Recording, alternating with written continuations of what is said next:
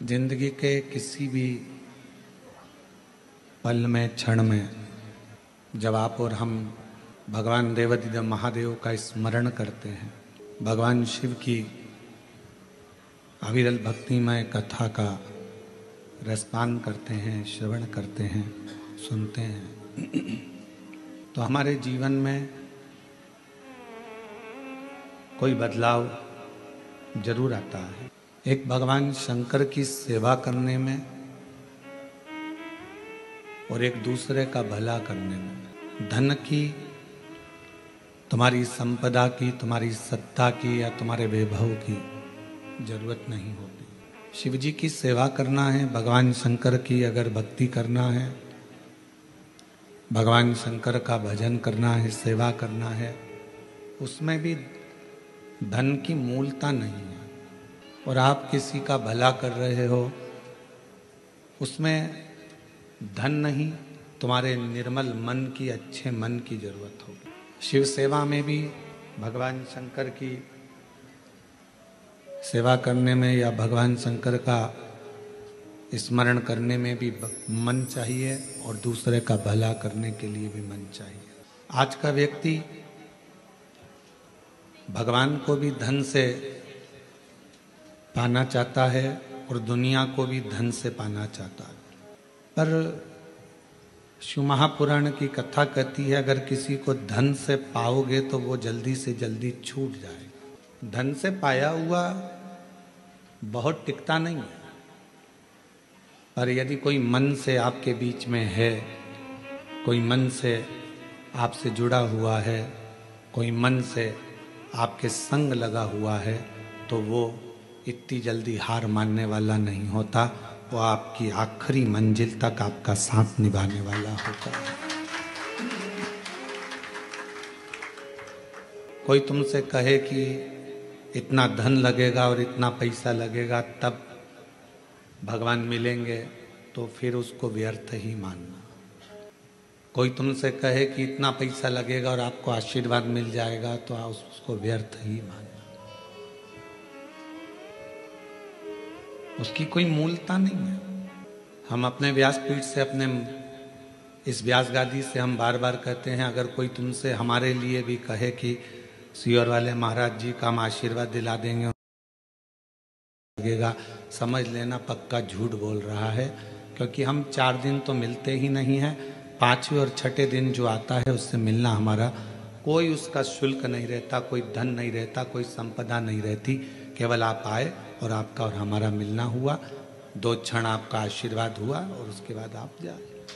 पर कोई संपदा, कोई धन से ना परमात्मा मिलता है और ना गुरु मिलता है। वो कोई और गुरु होंगे जो तुमसे पैसा लेकर तुम्हारे पास में समय 1-2 घंटे का, आधा घंटा का दे देंगे। हमारे पास इतना समय भी नहीं हम आपको आधा घंटा दें। हम तो केवल आप सामने आए, श्री शिवाय नमस्तुभ्यम, क्योंकि हमारे शास्त्रों में ऐसा वर्णन आता है कि जब भजन का बल आपका और आपके गुरु का दोनों बढ़ता है, तो गुरु केवल कृपा की दृष्टि ही कर देता है, तो कुछ मांगने की जरूरत नहीं पड़ती, अपने आप करने की। किसी का भला करना है, उसके लिए धन है आपके पास में कि नहीं है, उसकी महत्वता नहीं। किसी का भला करने का मन में अगर भाव आ गया कि मुझे इस बच्चे की स्कूल की फीस जमा करना है, तो भगवान खुद व्यवस्था आपके पास करेगा। आपने मन में बना लिया कि मुझे इस व्यक्ति का इलाज करवाना है, इसके पास दवाई नहीं है, गोली नहीं है, भगवान स्वयं उसकी व्यवस्था करेगा।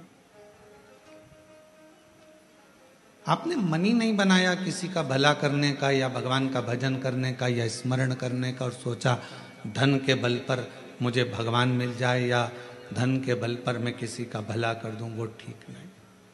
सबसे मूल है आपका मन, आपका हृदय, आपका चित्त, आपकी वृत्ति।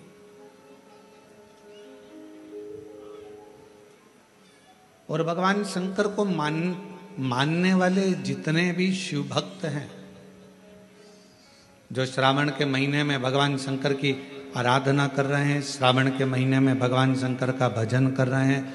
श्रावण के महीने में शिव महापुराण की कथा को कोरबा छत्तीसगढ़ की पवित्र धरा से ऑनलाइन सुन रहे हैं, उनसे भी कहेंगे। जितने भगवान शिव के मानने वाले हैं वो अपने अंदर एक बात उठा लेना कि मेरे शंकर भगवान तुम्हारे धन से, संपदा से, तुम्हारी सत्ता से, तुम्हारे वैभव से, तुम्हारी दौलत से कभी भी मेरा शिव प्रसन्न नहीं होता।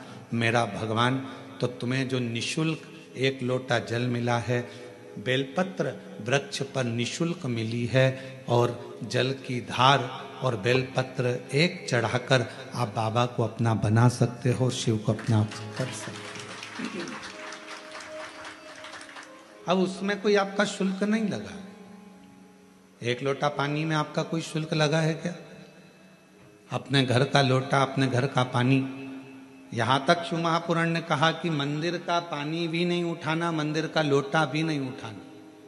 अपने घर से लेकर जाओ, अपना दर्द सुनाने के लिए, अपने मन की बात भगवान को कहने के लिए अपने साथ अपना जल लेकर जाए। शिव महापुराण की कथा तो यहां तक कहती है कि भगवान की कोई भी स्तुति अगर आपको करना है तो अपने दिल में जो बात आए वो भगवान से कहो। किसी की पढ़ी पढ़ाई, किसी की सुनी सुनाई स्तुति भी हमको नहीं करना। खुद की स्तुति जो आपके दिल से निकल रही हो भगवान के लिए, उसको पुकारने के लिए, उसको बुलाने के लिए, वो स्तुति खुद करिए।